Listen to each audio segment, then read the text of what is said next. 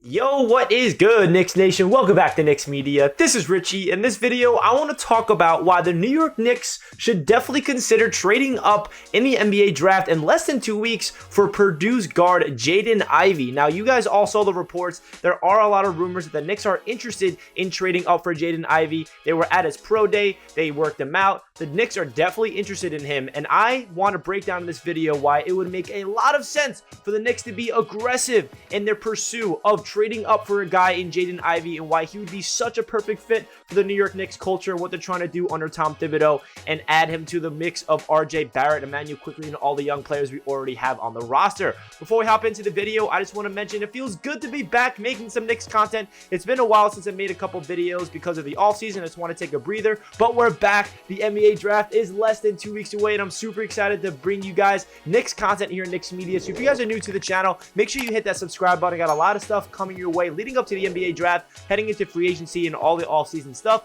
And if you guys enjoyed the video, please do not forget to thumbs it up. And if you guys want to check me out over on Instagram and Twitter, that is at nyknicks_media. Also have to say a quick shout out to RJ Barrett. Happy 22nd birthday to the face of the franchise. We already know we're rocking some RJ Barrett merch, and we got the RJ Barrett jersey behind me. Gotta show love to my guy RJ Barrett entering year number 4. Really excited to see what he can do. So let's get right into the NBA draft and talk about what the New York Knicks should be doing heading into this one. So as we all know, the NBA lottery did not go our way. The New York Knicks never have any luck. It's been since 1985 since the New York Knicks have ever went up in the NBA lottery, meaning that wherever we're slotted, we've never went above where we're slotted. We're either staying put or we're moving down. And the New York Knicks stick at number 11. Of course, we cannot get any type of luck getting into the top 4 this year, where there is a point guard or a guard like Jaden Ivey that we'll be able to draft. So now we're sitting here talking about how the New York Knicks can get him via the trade market. The Knicks have a lot of assets to make this happen, where we will not set this team back in the future, which is why I really feel like the Knicks need to be aggressive. This is an opportunity for the New York Knicks to get a player in the NBA draft that they can really help bolster this young core, because already the young core is looking pretty darn good. We have RJ Barrett coming off a breakout season last year. We have Emmanuel Quickly and Obi Toppin, who really showed a lot of promise at the end of the season last year as sophomores. You know, the rookies last year, and Quentin Grimes, Deuce McBride, and even Jericho Sims, they're showing a couple flashes. We have Cam Reddish. So there are a lot of young players on this team that should give Knicks fans a lot of excitement. But now entering this NBA draft, are they going to stay put at number 11 and pick the best player available? Or are they going to get aggressive and get the best guard in the NBA draft in Jaden Ivey, who I think will absolutely take the top off the New York Knicks young core for this season? So if you look at the trade scenarios that I came up with, you know, there's only really 3 teams that I feel like the Knicks could be considering trading up for, right? So they can be really aggressive and go up there and trade for that 4th pick for the Sacramento Kings. If he falls to number 5, they can trade up for the Pistons. And if he somehow falls to number 6, they can trade up with the Indiana Pacers. Now, what do those trade packages look like, right? Because that's what this is all about. What is Leon Rose and all the Knicks front office going to be, you know, asking for back when it comes to trading up? So say hypothetically, somehow Jaden Ivey falls to number 6. Now, yes, this is, you know, unlikely, but I feel like Jaden Ivey is a guy that could fall to 6 because all the teams at the top of the NBA draft, they don't really need a guard, and there's a lot of big men, a lot of wings in the top of the NBA draft. So there's a good chance that Ivey does fall. We've seen crazy things happen in the NBA draft where really good prospects fall. So say he is on the clock, or he's on the board at number 6. If I'm the New York Knicks, I'm calling the Pacers. I'm offering the Dallas Mavericks 1st-round pick next year, and I feel like that could get it done, because if Indiana Pacers are a team that, you know, they did a crazy trade last year. They get Tyrese Halliburton, which I do not still know why the Sacramento Kings did that. He is a really good player, and he's a good piece to that future of that franchise. And we all know that the Pacers are now transitioning to a rebuild. So if you're the Indiana Pacers, if they like a guy that they feel like will be available at number 11, and they want to add another 1st-round pick for next year to add to their rebuild, then I feel like that could get it done. Maybe the Pacers want to add in another player, like a young guy on the Knicks, like a Deuce McBride, or a guy on the Knicks that they really want to be added. They don't just want that 1st pick next year. They want a little more. If I'm the Knicks, we might have to give up one or two young pieces on this team already, and that does suck, right? There's a lot of players on this team that Knicks fans have become in love with, like Quentin Grimes, I absolutely love. Deuce McBride, I feel like he has such a bright future in this league.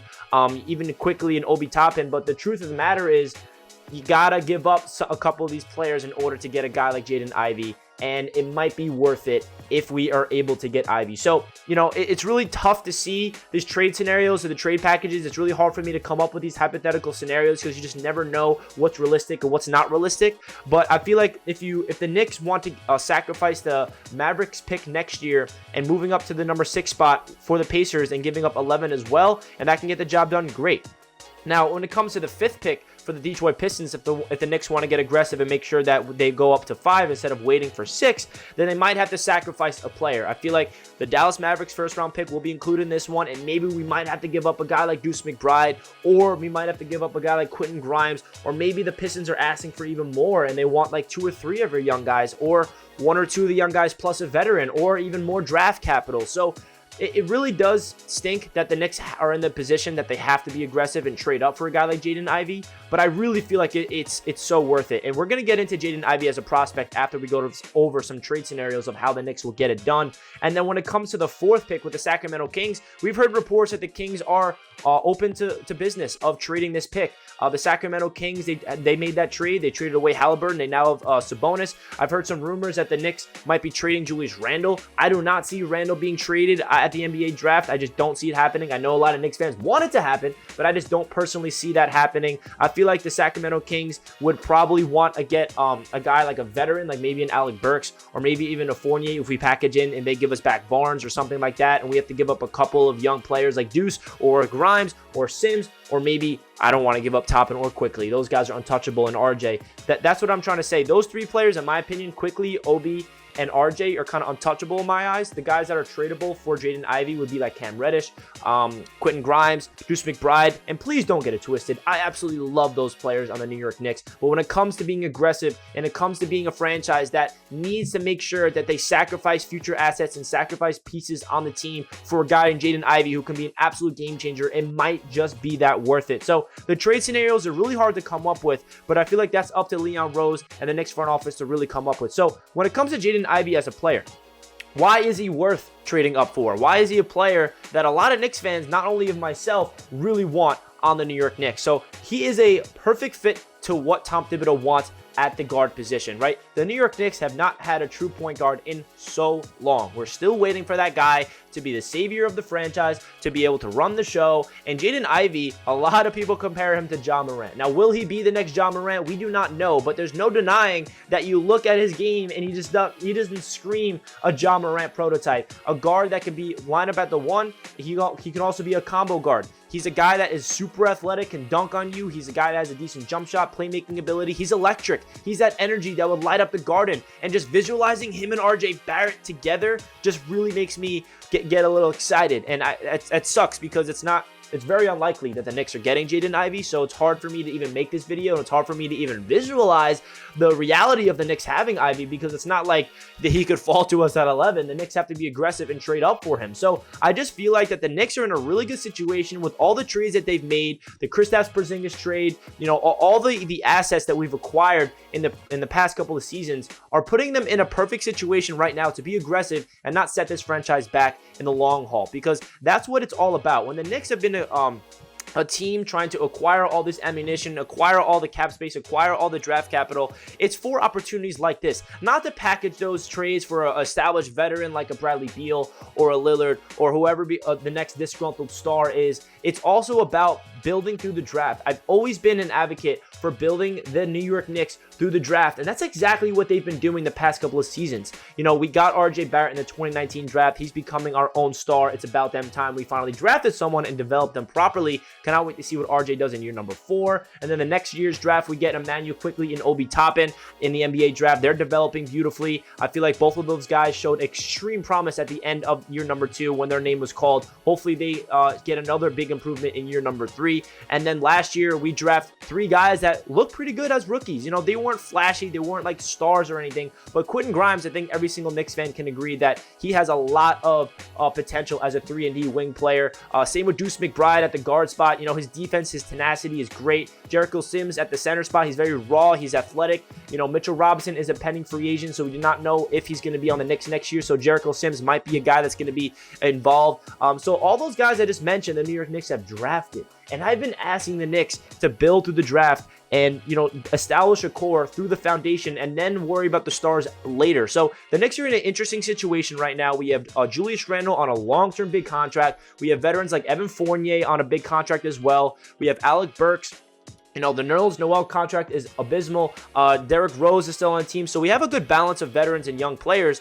But I feel like this is a good opportunity for the Knicks to sacrifice future assets, give up a couple of players on the roster right now for a really dynamic, potential, really good player.